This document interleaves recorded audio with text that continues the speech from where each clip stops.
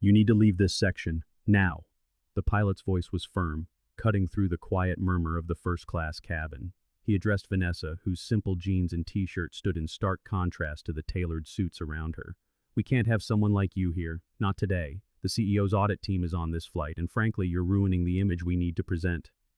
The pilot's eyes, along with those of the flight attendants, swept over her modest attire with unconcealed contempt.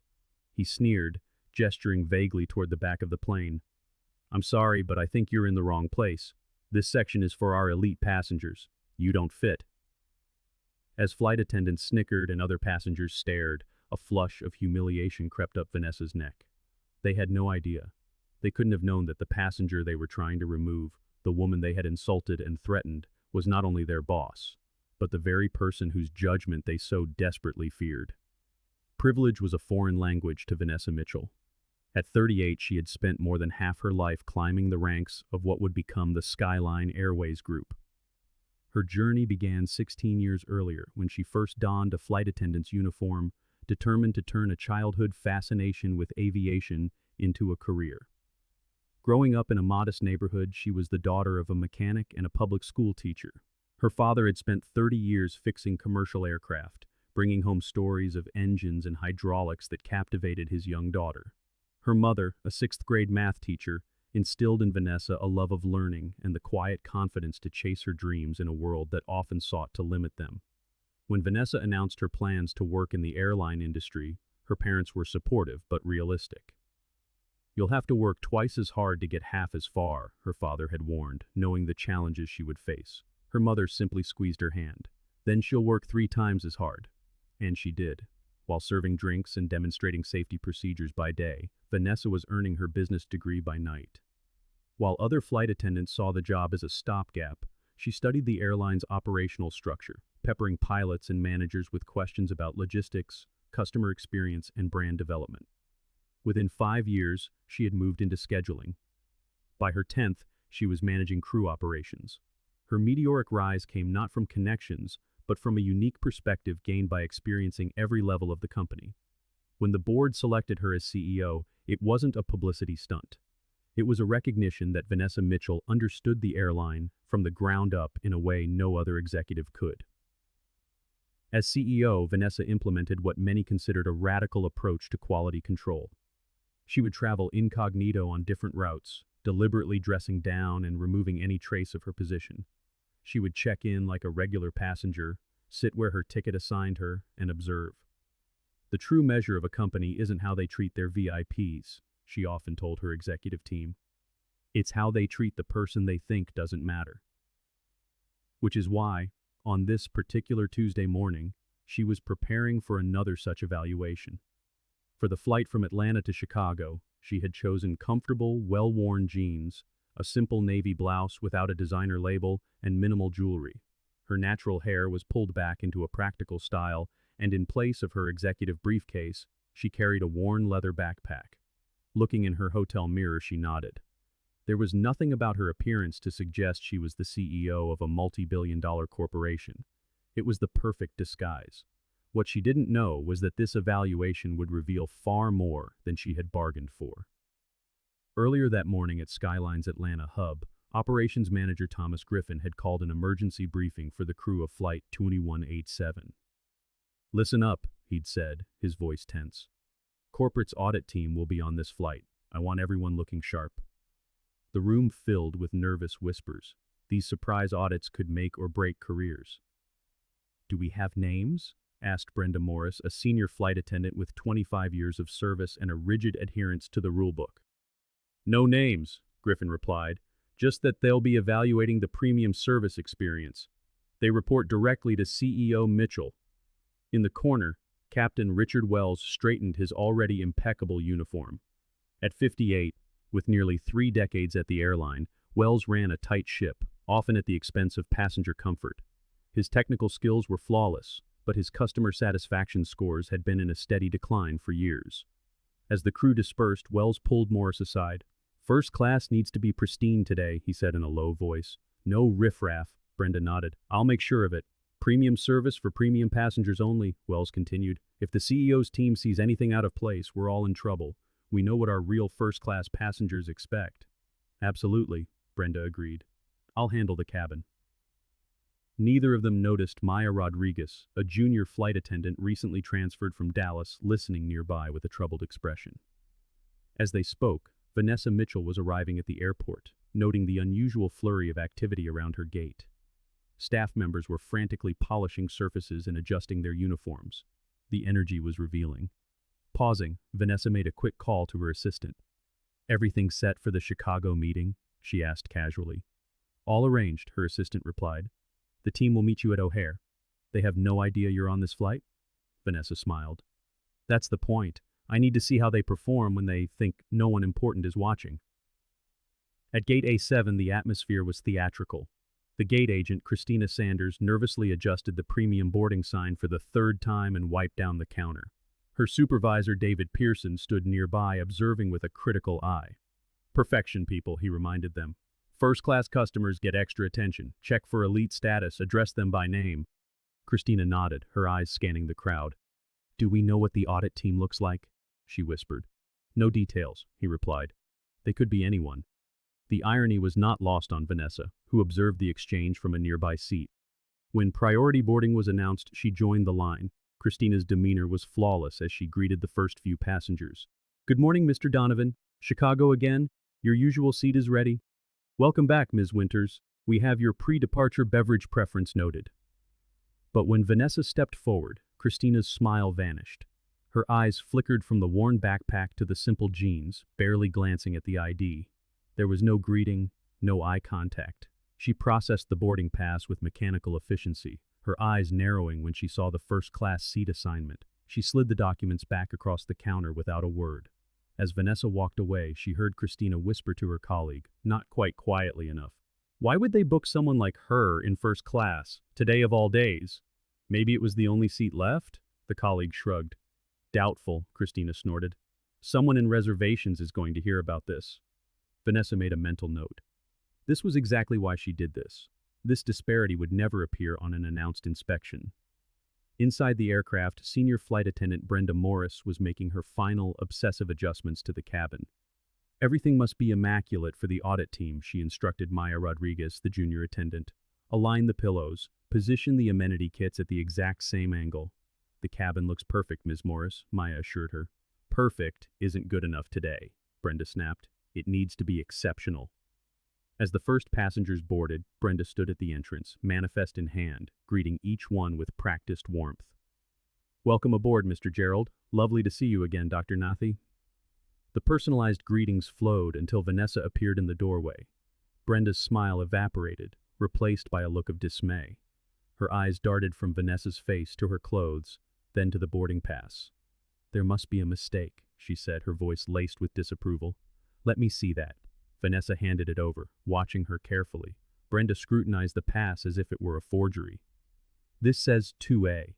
That's first class," she stated, her tone making it clear this was a problem. "Yes, I'm aware," Vanessa replied calmly.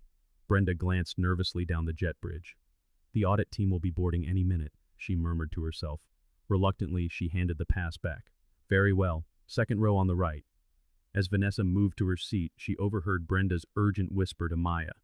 "We can't have her in first class when the executives arrive. It ruins the whole premium image." Maya's uncomfortable expression spoke volumes.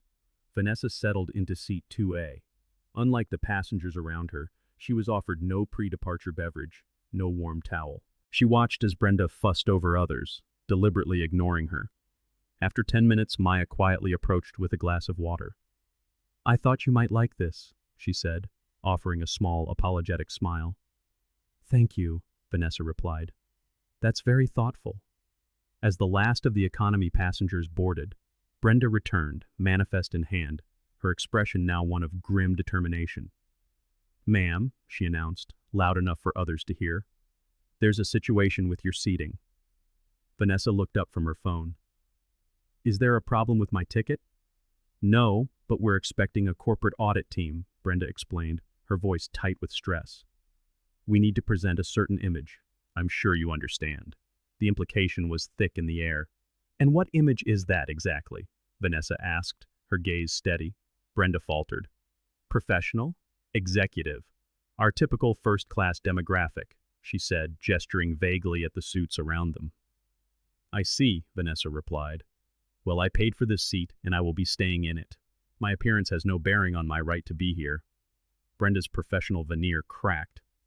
You don't understand, she insisted. The CEO's team is inspecting our service standards. This reflects on all of us. I'm quite familiar with service standards, Vanessa said coolly. And I believe they apply equally to all paying customers. Defeated for the moment, Brenda retreated to the galley, gesturing animatedly in Vanessa's direction as she conferred with the other crew. Soon, the cabin door was closed. The safety announcements began. This seemed to trigger a new wave of anxiety in Brenda, who paced the aisle, repeatedly checking her watch. When the boarding complete announcement came, her concern turned to confusion. She cornered Maya near the forward lavatory. Where is the audit team? She demanded in a harsh whisper. They're supposed to be on this flight. Maya kept her composure. Maybe they're traveling incognito, she suggested reasonably. The memo didn't say. The comment struck Brenda like a physical blow. Her eyes widened in panic as she scanned the cabin again, this time with a new paranoia. Her gaze fell on Vanessa, the only one who didn't fit. Without another word, she turned and rushed to the cockpit. As the cockpit door clicked shut, Vanessa continued typing notes on her phone. The level of discrimination she had witnessed went far beyond occasional service lapses. This was systemic, deliberate mistreatment based solely on appearance. If this was how staff behaved while on high alert for an audit, how were regular passengers treated on ordinary days? A moment later, the cockpit door swung open with force. Captain Richard Wells emerged, his immaculate uniform adorned with 4 gold stripes on each shoulder. He carried himself with the air of a man accustomed to absolute authority. What's the holdup? He demanded, his eyes sweeping the cabin with irritation. Brenda quickly pulled him aside, speaking in urgent, hushed tones while gesturing toward Vanessa. She refuses to move, Brenda explained. I told her about the audit, but she won't budge. Captain Wells squared his shoulders and strode toward Vanessa's seat. His expression made it clear this was not a negotiation. Ma'am, I understand you're causing a disruption, he began, his tone condescending. Vanessa looked up, her expression calm but resolute. I'm simply sitting in my assigned seat. The captain's jaw tightened. He wasn't used to being questioned. Look, he said, lowering his voice to a contemptuous growl. We both know you don't belong up here. Not today. My ticket entitles me to this seat, Vanessa replied evenly. And I intend to remain in it. The captain's expression hardened. Without asking, he reached for the backpack stowed beside her. Let me help you relocate to where you'll be more comfortable, he said, the condescension dripping from every word. Vanessa moved her hand, blocking him. Don't touch my belongings. The captain straightened, his face flushing with anger at being defied in front of his passengers. This attitude is exactly the problem, he said, his voice rising. Your kind always has to make a scene. The mask of professionalism had slipped completely, revealing the raw prejudice beneath. A heavy silence fell over the cabin. Wells glanced around, then leaned closer to Vanessa, his voice a low, menacing threat. Let me be clear. This section is for our professional clientele, not for housekeepers playing dress-up. The naked prejudice in the captain's statement was a palpable thing, a sudden chill in the climate-controlled cabin. Several passengers shifted in their seats. An older woman gasped. In the galley, Maya froze, horror washing over her face. Vanessa, however, remained a portrait of composure, though a flicker of steel entered her gaze. Excuse me? What exactly are you implying? It was a challenge, an invitation for Captain Wells to either retreat or double down on his bigotry. He chose the latter. Don't play innocent, he scoffed. Emboldened, flight attendant Brenda Morris stepped forward. You're embarrassing yourself, she said to Vanessa. Why not just go back where you belong? The coordinated attack continued. Wells looked Vanessa up and down with exaggerated skepticism. What's next? You'll claim you're some kind of executive yourself? From across the aisle, a man in an expensive suit chimed in, eager to align himself with authority. Some people just want attention, he remarked, loud enough for all to hear. Wells nodded, his confidence renewed. If you had any class, he said to Vanessa, you'd understand why you don't fit in here. Brenda snickered. You can find your own people in economy.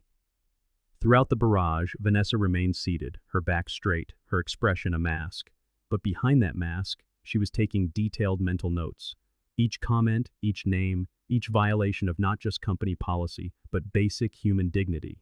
This wasn't merely poor service. This was a systemic failure of the very culture she had been working to transform, unfolding before a cabin full of witnesses.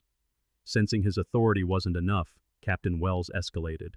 Final warning, he stated, all pretense of service gone. Move to economy, or I'll have security drag you out. The threat hung in the air, but instead of cowering, Vanessa met his gaze. I'd like your full name and employee ID, Captain. Wells laughed, a short, dismissive bark. You think you're in a position to make demands? The moment had arrived. Vanessa reached for her phone, her eyes locked on Wells. His smugness faltered as she dialed with the confidence of someone who knew exactly who would answer. This is Mitchell, she said clearly into the phone. I need immediate executive intervention on Flight 2187. Wells still didn't grasp the seismic shift occurring.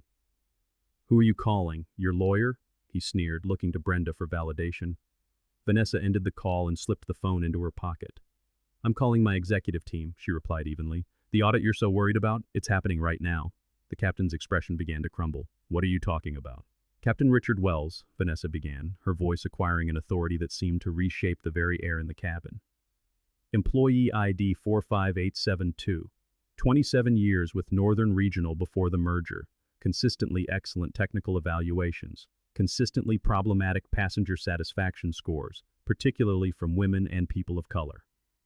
Wells froze, his face a mask of dawning horror. How do you... Vanessa cut him off, her gaze shifting to the flight attendant. Senior Flight Attendant Brenda Morris. Employee ID 30259. 25 years of service. 14 customer complaints in the past year alone for selective service. A pattern that somehow never appeared in your supervisor's reports. Brenda's face went white. You can't possibly... Her voice trailed off as the impossible truth settled in. Vanessa stood, her posture transforming in an instant from passenger to executive. The change was so profound that nearby passengers instinctively sat up straighter. I am Vanessa Mitchell, Chief Executive Officer of this airline, she stated, her voice carrying through the now silent cabin. And I am the audit team. The revelation landed like a thunderclap. Captain Wells staggered back a step. Brenda's hand flew to her mouth.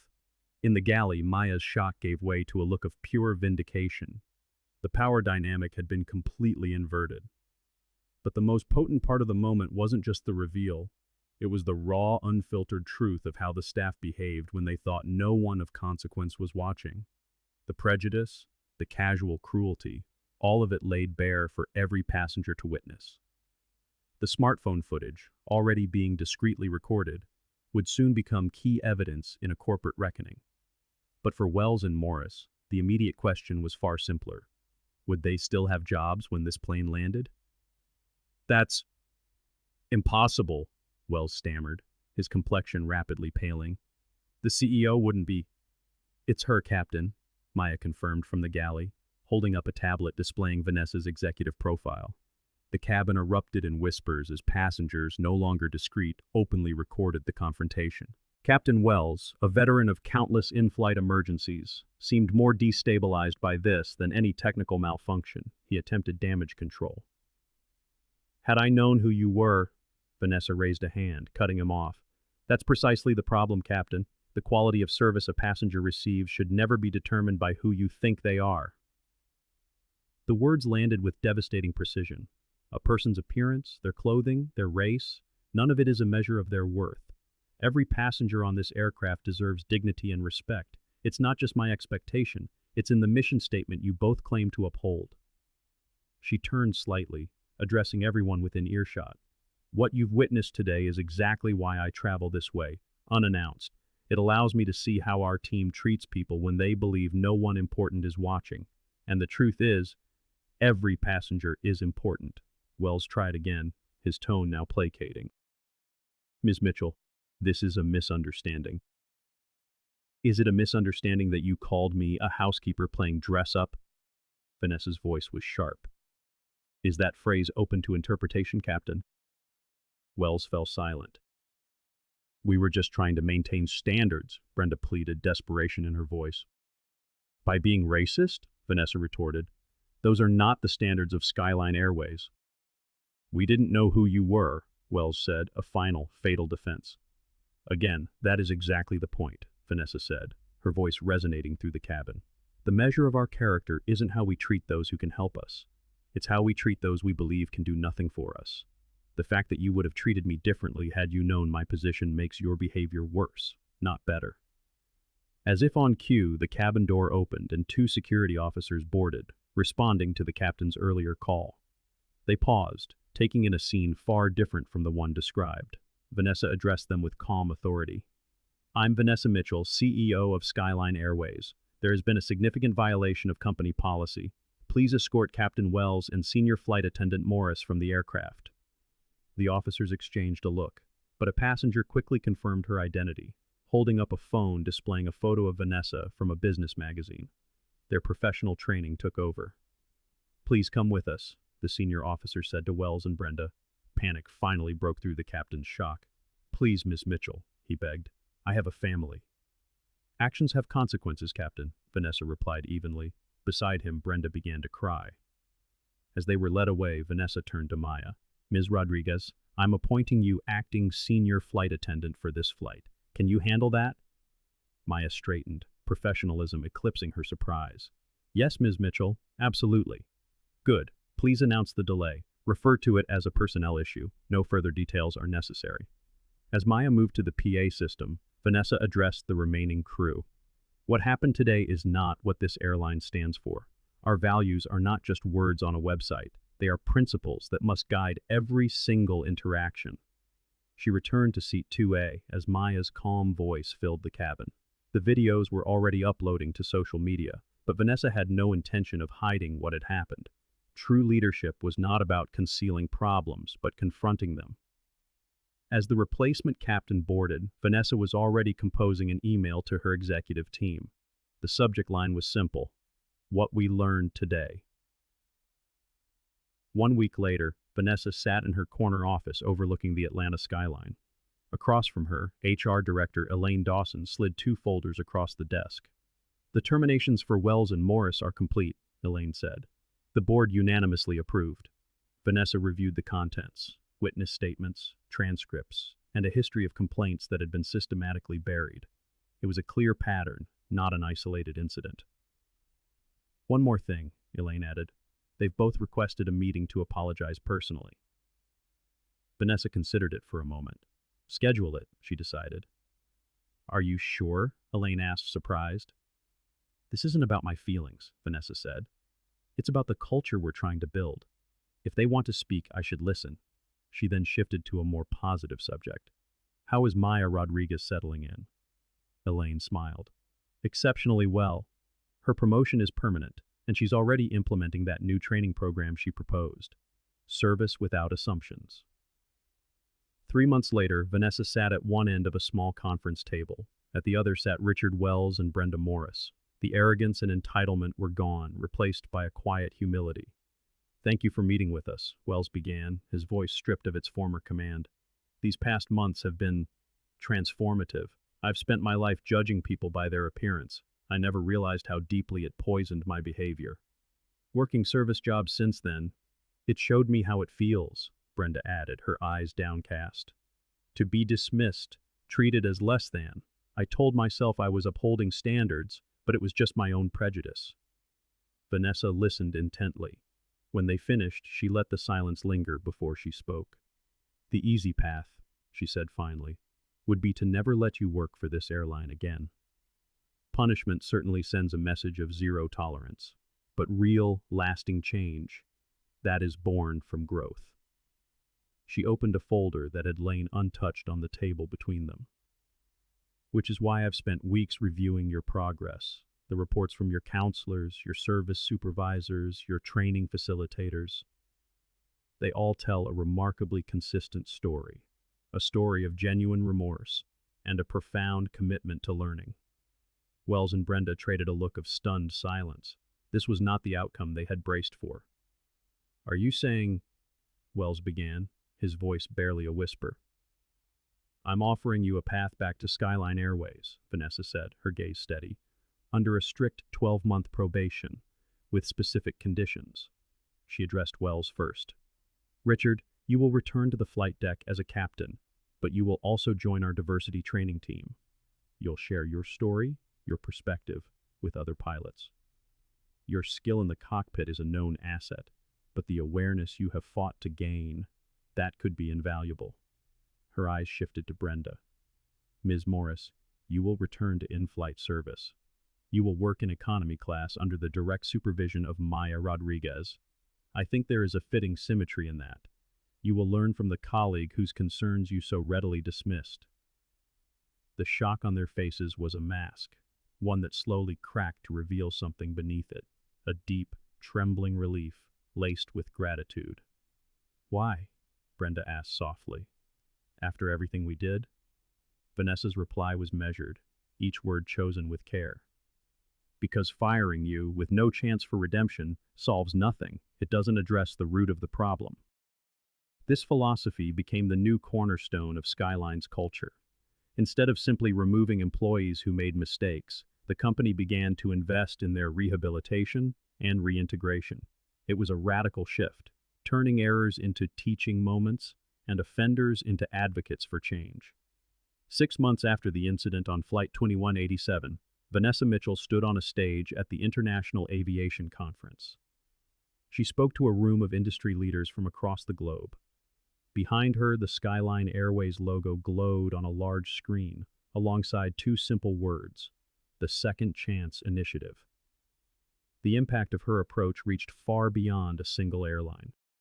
Within 2 years, the Second Chance Initiative was being adapted by organizations all across the service sector, from hotel empires to global retail chains. Companies that adopted similar programs saw more than just improved customer satisfaction. They reported higher employee retention and a tangible strengthening of team cohesion.